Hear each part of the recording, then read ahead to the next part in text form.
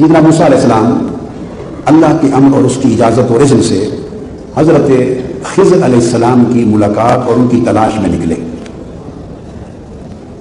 حضرت خضر علیہ السلام یا حضرت خضر دونوں نام ہیں علیہ السلام کی تلاش میں نکلے.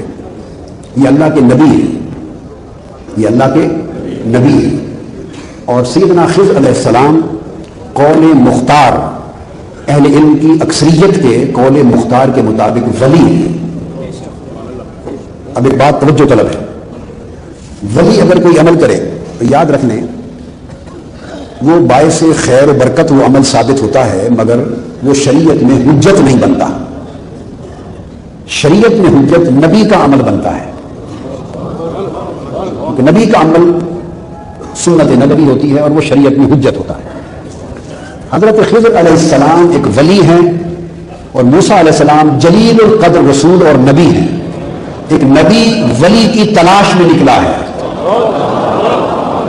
اس سے معلوم ہوا کہ ولی کی تلاش میں جانا انبیاء کی سنت ہے.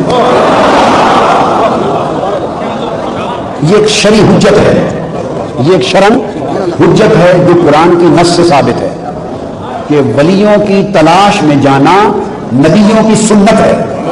اب جو شخص اس نقطے کا انکار کرے اسے نہ قرآن کی خبر ہے نہ انبیاء کی سنت کی خبر ہے.